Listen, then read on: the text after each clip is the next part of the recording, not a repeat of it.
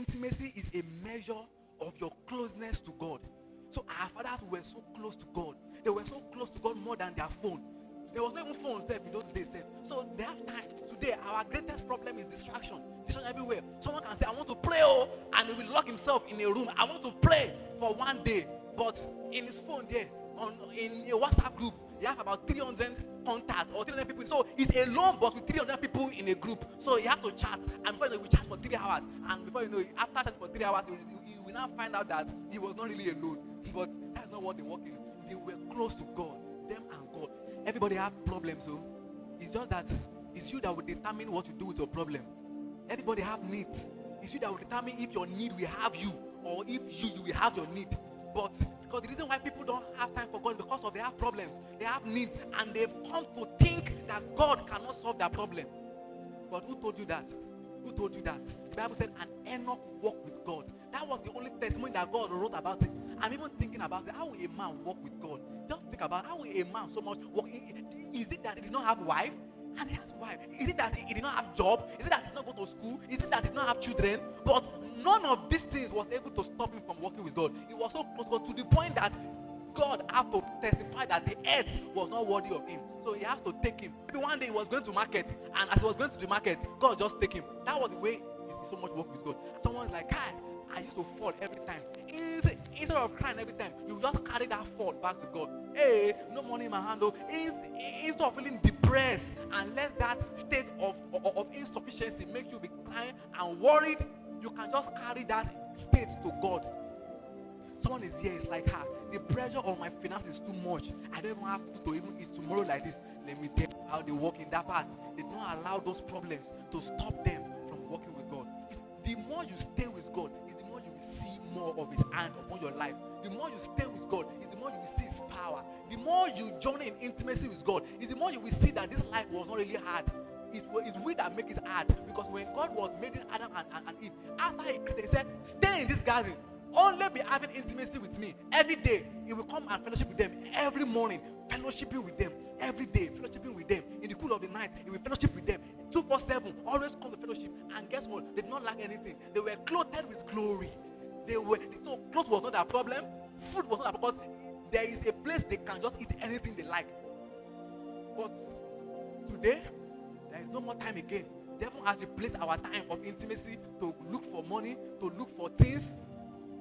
But we are that generation that we see the power of God that the old men saw, because the old part is the part of intimacy. Maybe it's when they get married that their life with God just ends. I know a sister when I was on campus, very fireful lady. She would do evangelism, vibrant sister. But when she gets married, I stopped seeing her do evangelism. I stopped seeing her in church. What happened? Marriage, now Papa will have to ease everybody, and that was the reason she gave till I led her campus. When you find Jesus, you will find everything. I'm telling you, if you can find Jesus, you will find everything. If people know that everything they are looking for is hidden in Jesus, if they know that all they are looking for is hidden in the presence of God, they will spend their time chasing God, because in God, your money is there, secured. 2 Chronicles 26 verse 5. As long as he sought the Lord, God made him to prosper. God can make men to prosper. Whoever told you that God cannot help you in your finances, whoever told you that the way to finances is hard work, let me tell you something. Learn it today and don't forget it ever in your life. Hard work is good. That is how you will eat. Because the Bible said, he that did not work should not eat. Right? So the way to eat is you must work. You must labor. Work will only make you eat. But it is the blessing of the Lord that makes you prosper. And the blessing of the Lord is a fragrance. It's a fragrance that you can only get through intimacy. It's a fragrance. Just tell me, which work was Abraham doing that he was able to get money to feed 318 men?